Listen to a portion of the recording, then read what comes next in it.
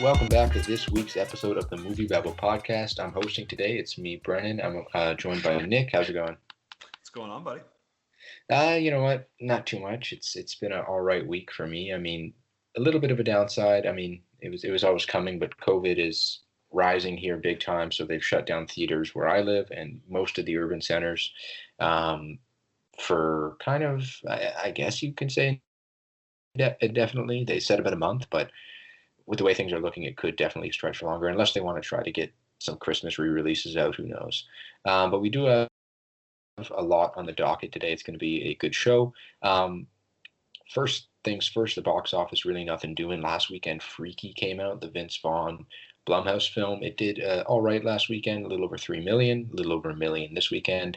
Not too much there to talk about, though, as theaters continue to close down after trying to reopen these last few months. But the first big story of the day, and this is definitely an interesting one that we can talk about, just considering we live on different sides of the border, is that Wonder Woman 1984 is moving to HBO Max and theaters on Christmas. How many theaters? Who knows? As we said, there are about 2,000 open across the United States right now, little less than 40%. But this is a very interesting move from Warner Brothers here. What do you make of this? Yeah, I'm going to tell everyone to forget the also in theaters part and just watch it at home. Even if you don't have HBO Max, it costs what, $15, I think. So that's basically a ticket in some markets. So just stay home. We had 200,000 cases the other day, new cases. Just stay home, watch it on HBO Max, see what happens. But yeah, this is a big move for just the Wonder Woman 84 and Warner Brothers, HBO Max. There's a lot of different little pieces here that I'm interested in parsing through. But yeah, we have a big time movie to look forward to, right? Because it feels, what was the last superhero movie? I guess Harley Quinn back in February or something like that. Yep. So uh, I'm interested to see how starved people are to watch a big time movie like this again. I think its reported budget is 200 million. So we haven't seen something on this scale for quite a long time, unless it's been on Netflix or like The Old Guard or something like that. Has been pretty high budgeted, but yeah, I think there's a lot of people who are really excited about this and have been really wanting to see the movie, and I'm definitely one of those people. I think Wonder Woman, the first one, is really delightful. Just I loved everything that Patty Jenkins did with it, except until the third act. But that's a discussion for another time. But it's a really good movie, and I'm sure this one will be pretty good too. But yeah, there's a lot of financial ramifications to all of this.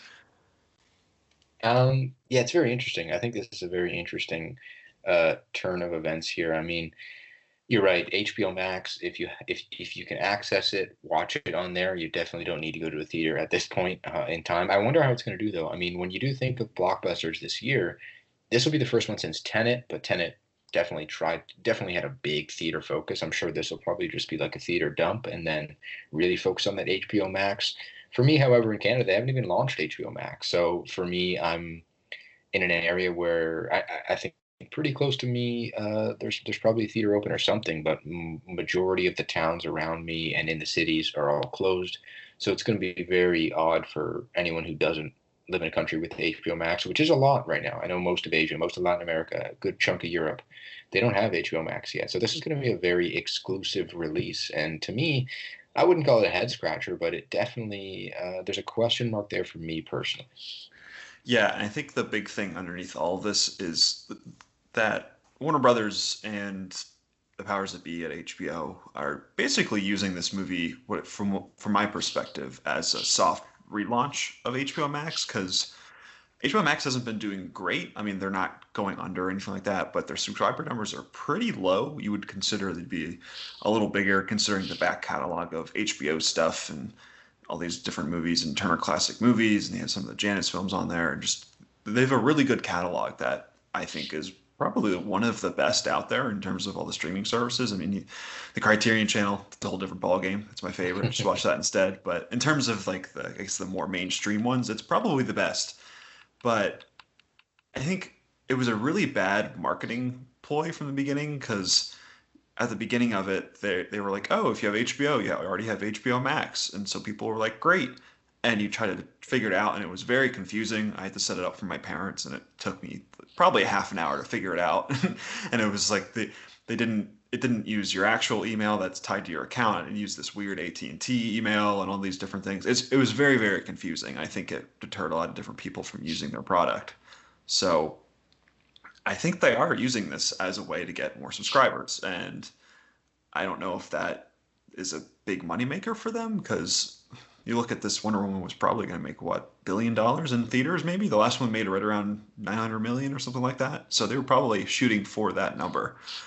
And frankly, I just don't see them getting $1 billion back, but who knows? I don't know how they're going to gauge success on this. Maybe they look at it year over year in terms of the subscriber boost that this movie gets. But I certainly don't see them getting into the black on this very, very soon. Yeah, no, there's no way they're gonna do big numbers with this. I think you're right. This is really a focus on the HBO Max revival, if you will. I mean, I feel like it had just this is just me looking at social media. It seems like it had a decent launch initially, but maybe it fizzled out really quick. But obviously, I didn't get to see anything marketing or anything like that because they haven't really pushed it here yet. But yeah, the first one or this one's going to cost around, I think, $200 million. The only thing that they're going to benefit from, and this is definitely a huge benefit for them, is they aren't going to be having to spend hundreds of millions of dollars on marketing, right? Like you could kind of chalk this up as not only marketing for this, but marketing for HBO Max. I just don't see the marketing costs being as high as what they would have been if this was a full scaled theater release. But still, I don't see them turning a ton out of this HBO Max / theater hybrid drop. Yeah, and that is one of the big underlying things here, because I've read a lot about No Time to Die, which all of like the big magazine covers and all of these big conversations with the stars and all these things ran leading up to the movie's initial release date of April. So once that release date changed, like they're going to have to figure out a whole new marketing scheme, and that's going to cost a lot of money. And I think Wonder Woman 84 has been in this position where it's moved right before the marketing ploy would always ramp up. So I think it's always been a few months out before it's pushed its date each time, which I think is probably pretty smart on their part. But yeah, I think that is true. They're probably going to spend a little less money on that side of it. So who knows what they're actually in the hole for in this one. But it is really interesting because we have seen Warner Brothers do this a few times, and they moved Scoob to HBO Max pretty quickly. I think that was actually like the first new movie that they put to HBO Max that from 2020. And then they had The Witches, which came straight to HBO Max, which is a terrible movie, but was a big deal, right? Because that's a big Robert Zemeckis production. That movie had to have cost, I don't know, $100 million, something like that. It was a big production, a lot of CGI in that, a lot of terrible CGI, but there was a lot of CGI in it. And that movie had stars and all that, and so they have done this a few times. And I think there's another movie, it's a Melissa McCarthy comedy coming out on HBO Max next week for Thanksgiving, Superintelligence, directed by her husband, Ben Falcone. So they have been at the forefront. And you also have American Pickle as well, the Seth Rogen movie. So they really have been trying to make a push here. But yeah, nothing quite lends your attention more to surface than something like Wonder Woman 1984 dropping on it. So yeah, I don't really like. I would love to be able to look at their ledgers for this, but I can't see this being that good of a move for their books, but maybe they needed an influx of cash just like every other studio needs at this point. So I don't know. I'll certainly be watching. I'm happy to be able to sit on my couch on Christmas, but I'm very interested in this for what this leads to moving forward on the business sense, and if they put more of their bigger properties on HBO Max right away. Yeah, this kind of opens up an interesting Christmas duel between this and Soul, actually, which also is going to land on Disney Plus on Christmas Day. Um, Obviously, I'll be watching that one, considering I don't have the HBO Max, but we'll see what happens. We'll see how I can somehow watch this movie at some point. But yeah, the first Wonder Woman was good. I liked that movie. I thought it was enjoyable. So I have been looking forward to this one, and the marketing for it and just everything that's come out for it looks pretty interesting to me. I think it'll probably be another solid release there from Patty Jenkins and the team. Yeah, I mean, you have what Pedro Pascal is basically the embodiment of 80s success and excess, and he's fighting Wonder Woman. That looks kind of fun to me, Yeah, it is interesting that with Soul as well, because obviously Disney Plus did their whole deal with Mulan and put that on Disney Plus for, what was it, 20, $30 over the top. So it is interesting that they're just having Soul just on the service altogether. I know we've talked about this before, but we'll see. I think there is a lot to say. Well, maybe we'll know sometime in January after both of these movies release, based on what these two streaming services do moving forward. Because I think there are a lot of news that come out of these things right after that opening weekend, like we saw with Trolls World Tour in April.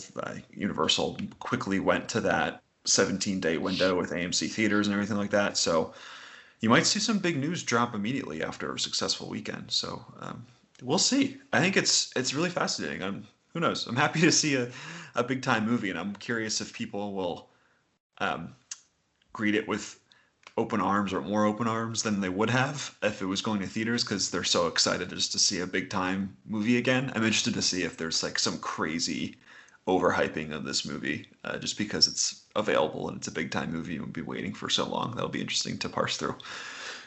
Yeah, I think that's definitely potential.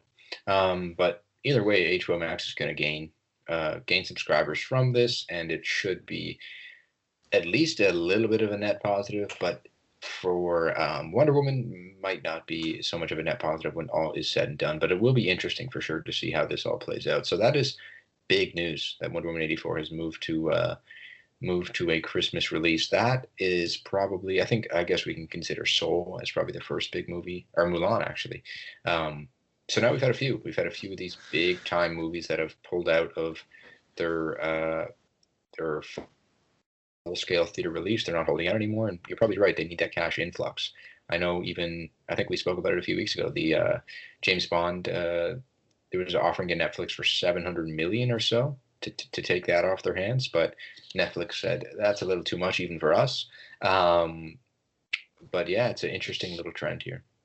Yeah, I think that was also, I think Apple was in that as well, and they might have been the leaders in that. But yeah, I think we're going to get to this point where, look, we hit 2,000 new cases in the US the other day, or it might have been yesterday, but the virus isn't going away anytime soon unless the vaccine really does its work. So we'll see what that happens maybe sometime next year. But even that'll be a prolonged rollout, with going towards healthcare workers first on the front lines, then obviously people, elderly people first. So who knows when there's a normal, quote unquote. Mm-hmm. So there's gonna be a point where a lot of these studios are gonna be like, hey, we need to drop Black Widow on a service, or No Time to Die we need cash because we're really struggling at this point. And for the longer this goes on, we're going to get closer and closer to that point. So I wouldn't be shocked if there was another big time movie like this that would come up on a service in the months to come. Yeah, no, for sure. It's interesting. So let's move on to the Netflix top 10 here, as we have been. A lot of Christmas stuff here. A lot of Christmas stuff has invaded the Netflix top 10. Is it already that time of year? I mean, today was kind of the first big snow for me. So it's getting there. So we're going to start at number 10 here, Holiday. The Princess Switch at number 9, and that's definitely due to the sequel. The Christmas Chronicles at 8. If Anything Happens, I Love You. We will discuss that as well. It's a short film at 7. Alien Xmas at 6. There's so much diversity of Christmas movies here.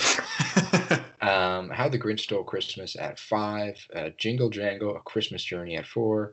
The Grinch at 3. Cloudy with a Chance of Meatballs breaks through at number 2. And resists all this Christmas stuff. And then The Princess Switch switched again at number 1. So now we have 2 of these movies. Did we need 2 of these movies? No. So it was funny. I watched both Princess Switches yesterday because when that first one came out in 2018, I was just like, no, this just looks not for me. But I figured, hey, we have a sequel of this. They're apparently big deals. A lot of people watch these movies, so I wanted to give them a shot. And it is really interesting because they are kind of at the top end of what these Netflix movies, which are basically elevated Hallmark movies, and that the only difference between the two are that the Netflix movies have a bigger budget and they have sometimes some more notable stars in them. So like all these Hallmark movies are people returning to their small town and they run a quaint little business. It's like normally a bakery or something like that, or they make greeting cards. It's something just super fuzzy and it makes you want to just vomit from all of the disgusting fuzziness that is trying to warm your heart with. And this is basically the same thing where it's like Vanessa Hudgens is like this baker in Chicago, and she's from Chicago because she wears a big hat that says Chicago on it.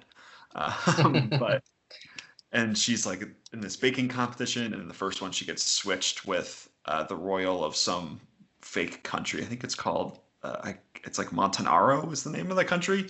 I can't remember, but there's two Vanessa Hudgenses, and Vanessa Hudgens is I don't know, but it's two of them, and she's in a hammy English accent, and then for half of it, the first one is pretty fun. If you're in the right mood, you're a few drinks in, it could be pretty fun for what it's trying to do. So the second one, I did just that. So I watched it under the most perfect circumstances you could ask for. So I got a bottle of sparkling rosé. I sat down next to my girlfriend. I said, "All right, let's go. Let's see what happens here." And the movie was only fine, which I guess shows how bad it is because we were a little drunk watching it in the best circumstances possible, and it was only okay. So yeah, in the second one, there's three Vanessa Hudgens. There's three of them. There's like a bad cousin who comes in and tries to muck everything up, and so there's three of them switching places. So yeah, that's that movie, and everyone apparently really likes it. This reminds me. Do you think they'll get a third one or what? Oh, so this is the really interesting thing. So, the other big Hallmarky Netflix franchise is the Christmas Prince. Yeah, that's what I was going to bring up. And they show up at the end of this movie. At the end of no way. One. I guess spoilers, but it's Princess Switch, whatever. You deal with it. But yeah, they show up. There's like this big crowning of one of the Vanessa Hudgenses. She's becoming a princess, so now both of them are princesses, obviously, and so that the two royals of the Christmas Prince are there, which is really weird. I had many questions about this because in the first Princess Switch, and it's weird that I remember all of this, but it's only because I watched this yesterday, which is why I remember any parts of these movies. But in the first one, Vanessa Hudgens and the love interest watch A Christmas Prince. Like they open up Netflix and watch it. But then in the second one, they show up. So does that mean the events of the first Christmas Prince movie were a documentary that they were watching in the Princess Switch, or was it that they reenacted their wacky hijinks and becoming royals together? Because like now they're like real people in this universe, but before they were in the movie. Like it's I have so many questions about that. But so my guess is okay. The next movie. My guess is the next movie we're gonna have 4 Vanessa Hudgenses, and it's gonna be a crossover with the Christmas Prince. So it's essentially an extended universe. It's a big time extended universe coming to Netflix Hallmark Christmas movies. It's so funny because like Netflix has gone so far into this. Like all of them do so well in the service. There was that movie. You remember there was a few weeks ago or months ago. Remember that movie Love Guaranteed that showed up on Netflix? Mm-hmm. Mm-hmm. That's just like it was Rachel Lee Cook was in it. It was just the Hallmark movie, and it was basically the same thing. And they all do super well. So the algorithm, it always gets smarter, and it figures out that we love these sappy, just terrible movies that are somewhat campy and fun, I guess. I don't know. We're going to get more of them, that's for sure. Yeah, and I mean, this kind of brings me into the conversation of, do you think in the next one with this big crossover, you'll see Kurt Russell Santa Claus show up? I would watch that. That's true. I haven't seen the Christmas Chronicles yet, and maybe I have to. It's good. Like, but anything with Kurt Russell in it, sure, why not? 2 years ago.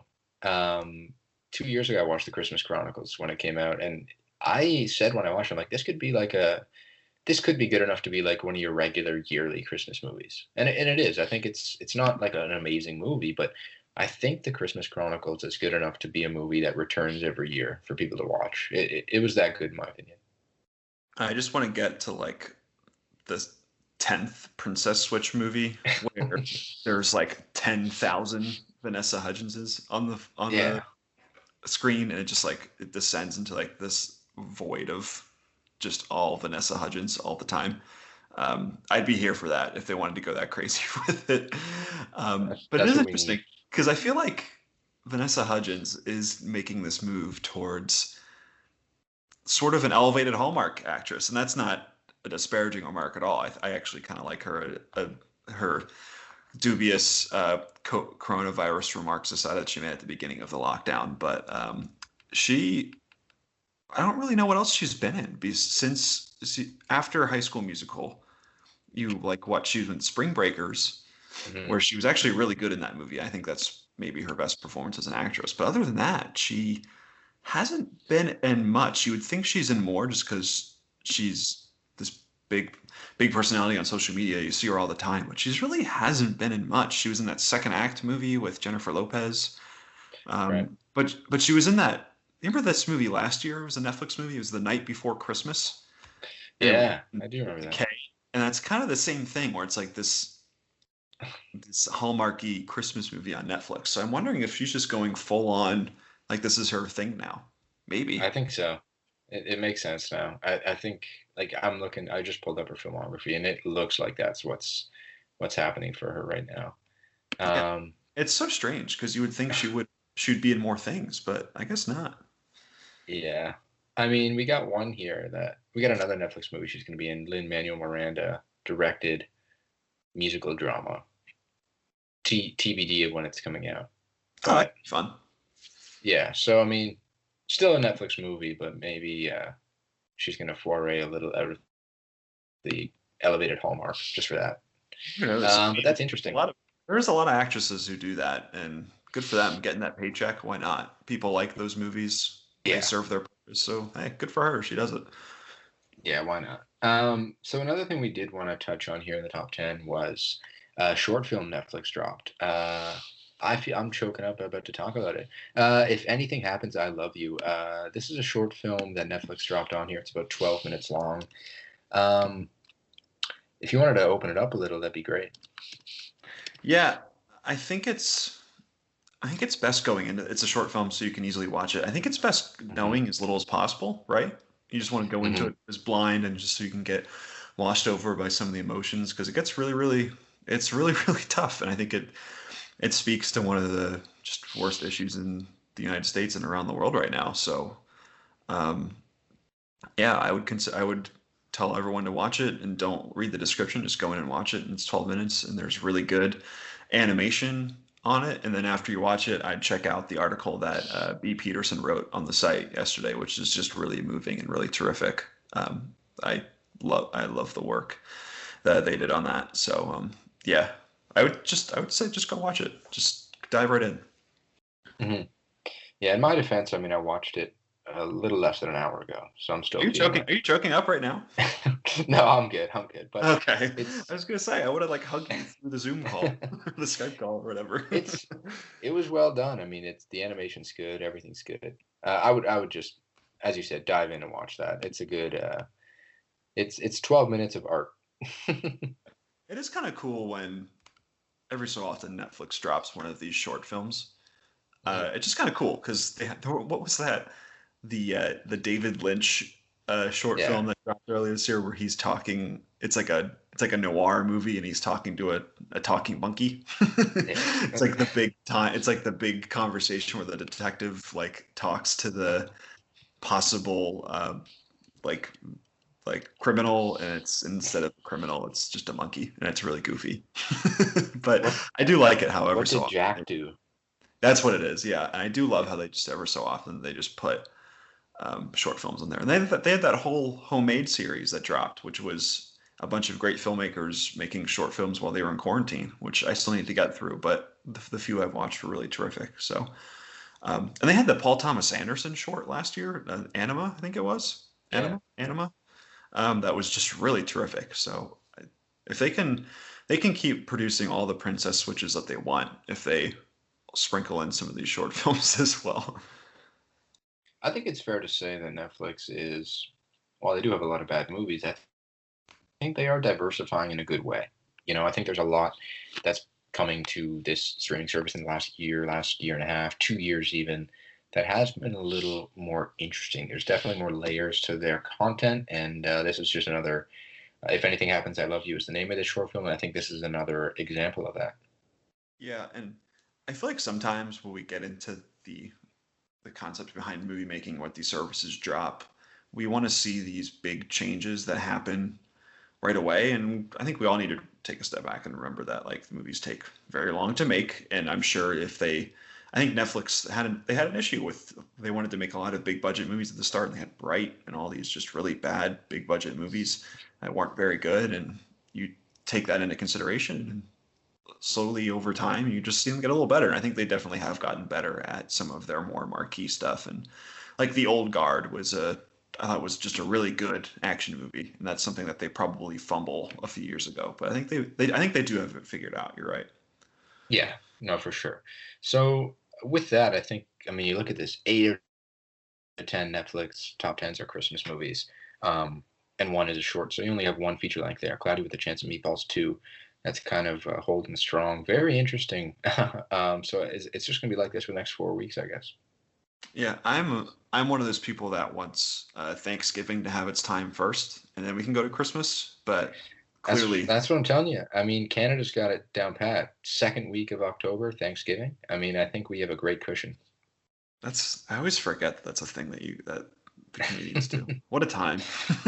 I enjoy it. I think it's worthwhile. Like you get to have that relaxing time. I feel like if I was in the U.S., for a month, I'd be kind of just on another level. Like you're busy for a month setting up for everything, and you have yeah. like Thanksgiving, Christmas, the shopping's right away. Like I like having that 2 month bubble.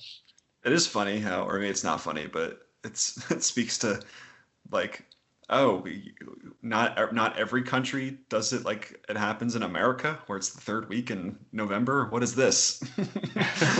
It is funny, but yeah, it is funny because it's during this time. My girlfriend really loves Christmas movies, so she's already diving in. But yeah, I like to wait a little bit, just to give. I'll start on the day after Thanksgiving, maybe.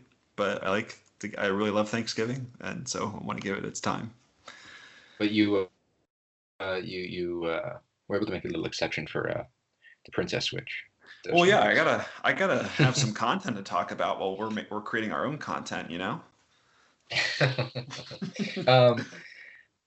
So we'll segue a little way from the Netflix top 10 there. There's a movie that I know that you wanted to discuss, a recent release here called Run, starring Sarah Paulson.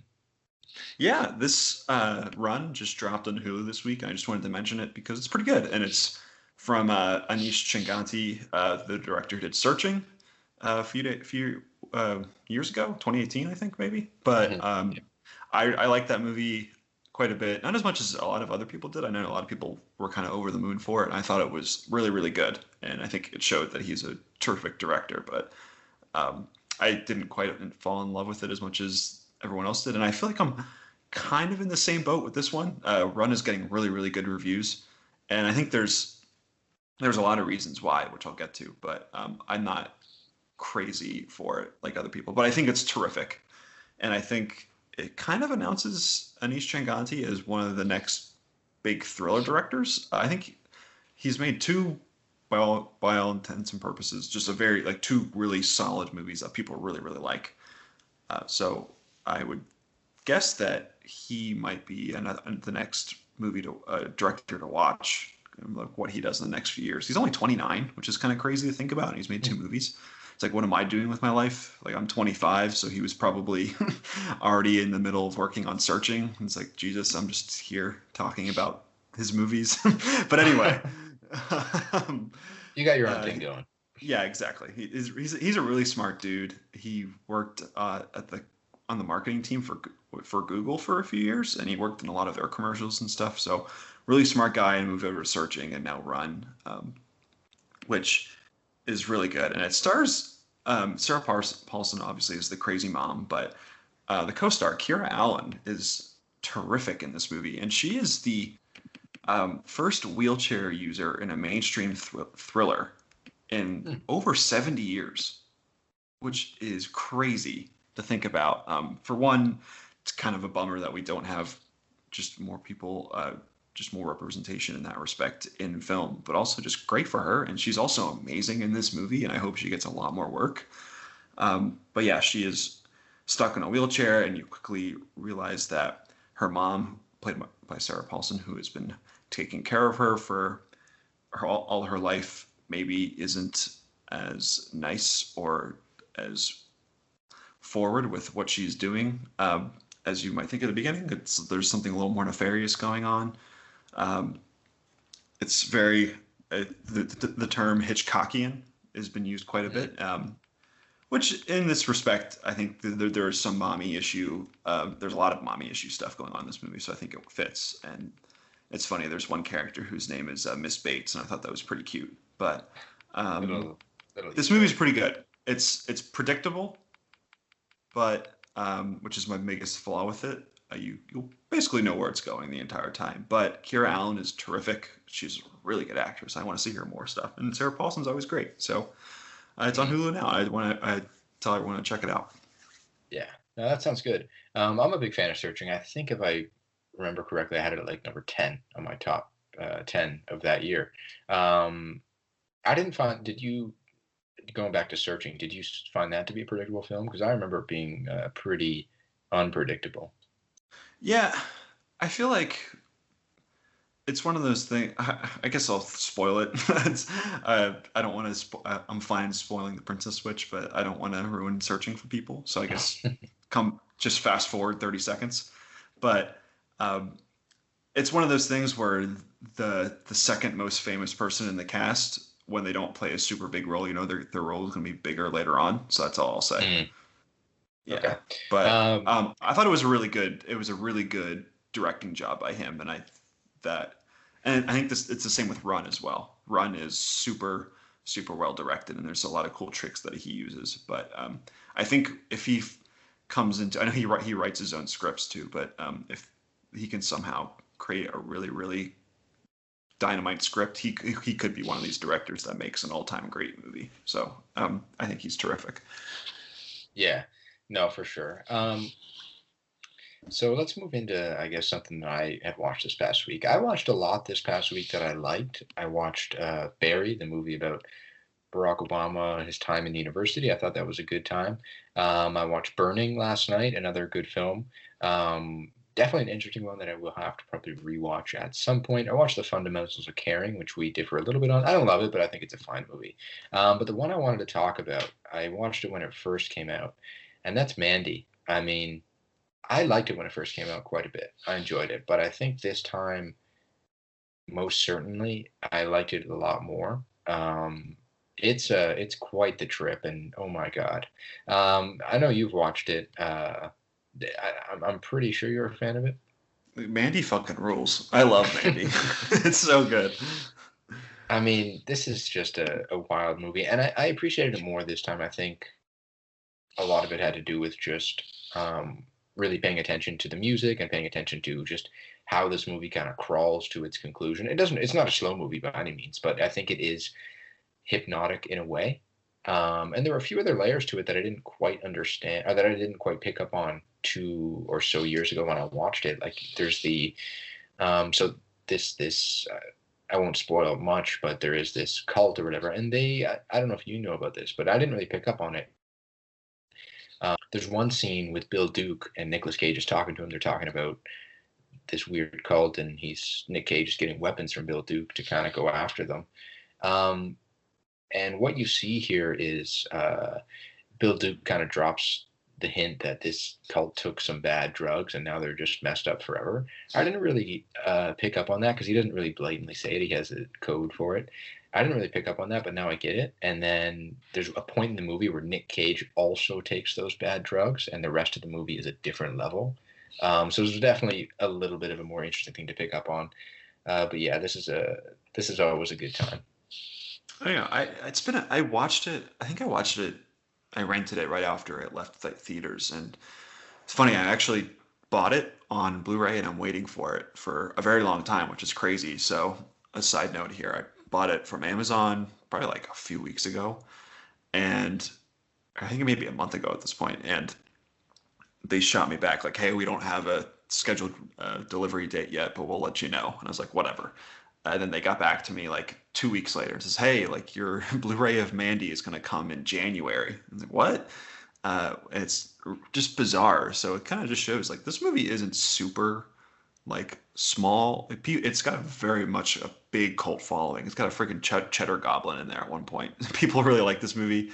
Um, but it's crazy like the amount like how terrible distribution is that you have to wait that long for this. So I guess this is my side note to say like you should invest in uh, physical media because who Hmm. knows what will happen to it. So I've actually been doing a lot to my physical media collection recently, but yeah, buy it now, I guess, because you won't get it for 4 months. But yeah, I love this movie a lot. It's really, really good.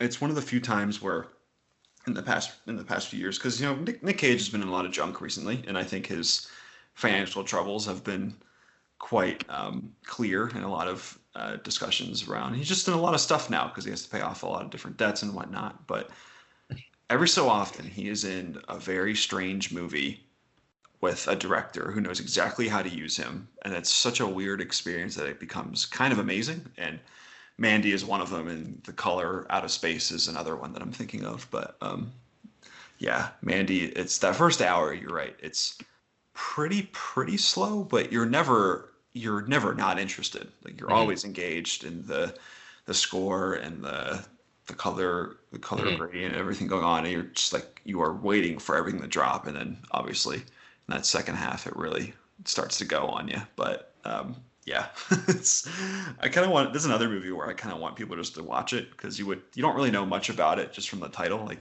who's Mandy? Obviously it's the Andrew Riseborough character, but he doesn't really tell you much about the mood of the movie. So I kind of want people to just go in and just get thrown back by how insane this movie is. Yeah, no, it's a crazy time. But you're right about Nick Cage. Every so often it comes, and when it comes, it's gorgeous. It's amazing, and it shows like he is still a very good actor. I know there's a lot of talk about is he a bad actor? No, he's really good. He's just in a lot of crap now for things that are just outside of well, maybe not his control because he's the reason for it. But it's he's in a lot of just junk just because he has to. But he's still got it. He's really good. Arguably the best part of Into the Spider Verse, where he's noir Spider Man. Yeah, He's in a lot of stuff, but I encourage everyone to check out Mandy. I think personally his junk adds to the legend of Nick Cage. I think it makes him who he is. You're kind of right. It's at this point you're like there is a I guess younger generation of people who don't realize he was in so many amazing movies throughout the 80s and 90s, Hmm. where I think a lot of people know him from National Treasure, which is kind of Yeah. crazy to think about. That there's like a lot of teens that think of him that way. But yeah, every so often it'll just throw a crazy. I don't even know if Mandy's a curveball. It's like a screwball or just something like or whatever, like a gyro ball or something insane. Throws it at you, and the director Panos Cosmatos just drips the screen all these crazy colors and whatnot and psychedelic imagery. I still need to see his one of his other movies. I think it's called Beyond the Black Rainbow, which I think also has a cult following as well. That's one I need to check out too. But yeah, Mandy, good flick, good one. Now I want to throw it back to you because I know you wanted to watch or you wanted to discuss something very interesting in regards to our favorite Quibi. Yeah, I watched a Quibi. I watched a quick bite. It's really funny because I got a free trial to watch some things, and I got through this one I want to talk about, Most Dangerous Game, the remake of the thing that's been remade so many different times. Uh, but shortly after, I got into a few episodes of that Die Hard, the Kevin Hart uh, Mm. series where he goes to action hero school. I got through like 2 episodes of that, and then like the next day, Quibi was like, "Ah, we're canceling. Sorry." And I was like, "Oh, okay. I thought you guys weren't lasting until December, but I guess not. So you've probably already lost your chance to watch Quibi content if you wanted to before they go offline." So that's kind of a bummer. I still am very interested to see what happens with their content because I want it to find a home because it deserves to be seen for all of the creators involved. Because another plug for B. Peterson. They wrote a really good article, or 2 articles on one, the home movie Princess Bride that Quibi did, and also just ranked all of their Quibi's narrative feature films. And apparently it looked like there was a lot of good stuff on there, but we'll see. But anyway, I watched Most Dangerous Game, which is the one with Liam Hemsworth and Christoph Waltz, and it's just 24 hours of Liam Hemsworth trying not to die and getting chased by people, and it's there. That's it. It's a thing that exists. It's one of the most like bland things to watch. It's not bad. It's just very much there. It will never surprise you. It's competently made. It's competently acted. There's just nothing particularly good about it. And it's also a little frustrating. I was expecting, this is obviously breaking my Quibi virginity with this, I was expecting there to be some more tricks with the phone, the way it's shot on the phone, or I guess or shot for the phone. So when you switch vertical and horizontal, it would do more, but it really doesn't. It just, when you switch your phone to vertical, it just zooms in on one part of a scene. So it gives you like a slightly different angle, but that's it. It doesn't really do much, which I thought was a little frustrating. I spent like the first episode just flipping back and forth, being like, oh, is it going to finally show me something different? No? Oh, let me try again. I just kept doing it over and over again. And just nothing came of it. But so that was a little frustrating. But yeah, it's funny because they led big with Most Dangerous Game, and it's the most bland we'll see. So maybe that shows why Quibi didn't last so long. But yeah, I really wanted to check out Wireless, which was, I think, executive produced by Steven Soderbergh, which I've talked about a few times. And that one seemed to play a little bit with the form, where if you tilted your phone vertically, it showed you the text messages of Ty Sheridan's character, who's trying to escape. I think he's trapped in his car or something like that, or he's stranded out in his car and he's trying to get to safety, and you look what he's texting when it goes vertical, which I think is a neat idea. And then it goes back to the actual film itself when you go horizontal. But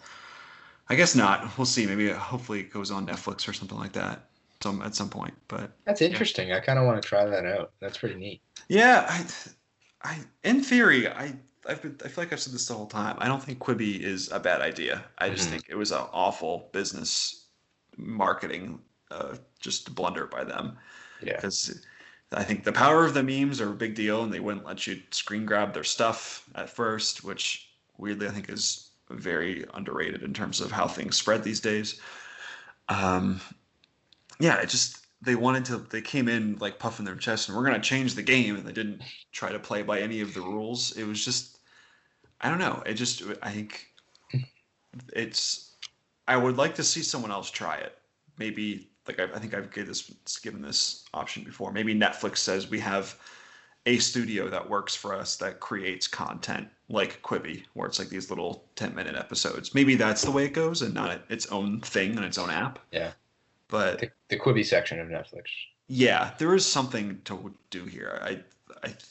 I reject making fun of Quibi just for the sake of making fun of Quibi, but yeah, there still is fun things to make. There is a lot of things to make fun of because it was a disaster of a launch for them. It's sad, very sad. But I'm glad you got to experience it a little bit before it's gone. So with that's our episode of the MovieBabble Podcast today. As always, you can check out our content on Twitter, Facebook, Instagram, everywhere on there, and obviously at moviebabble.com, and we'll see you next week.